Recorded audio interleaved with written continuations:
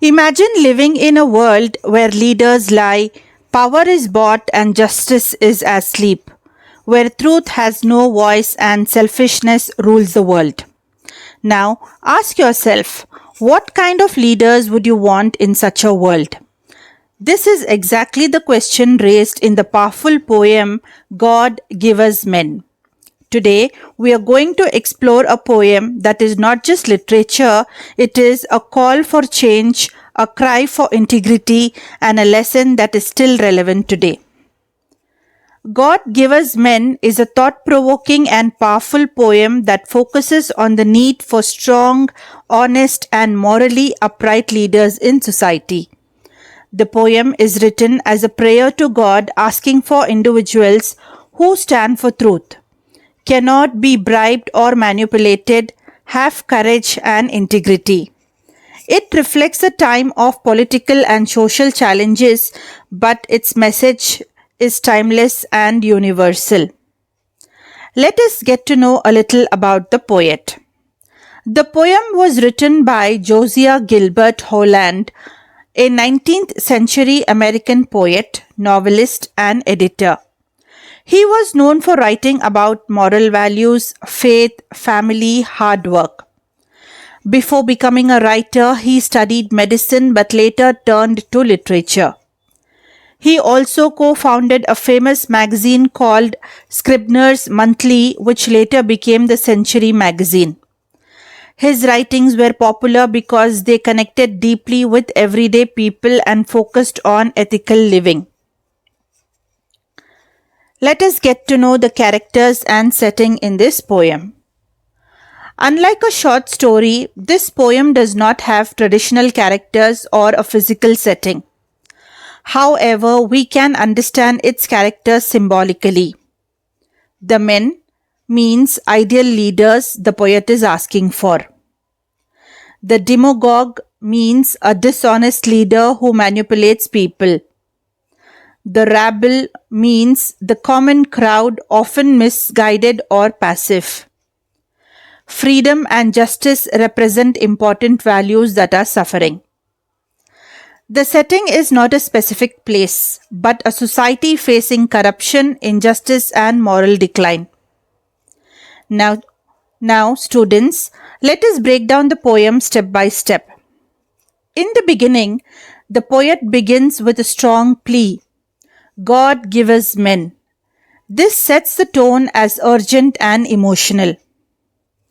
Then, in the middle of the poem, he describes the kind of leaders needed. Strong minds and great hearts, true faith and readiness to act, people who cannot be tempted by power or money, honest individuals who refuse to lie.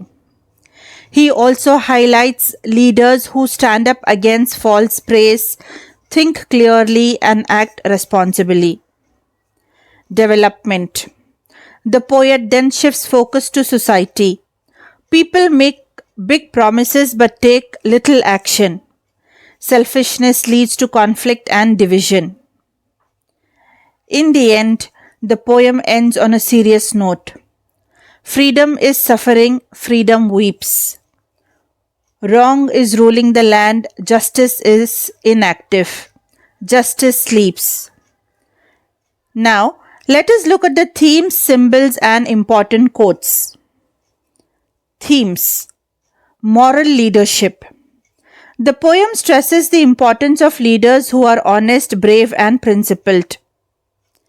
Corruption. Corruption in society.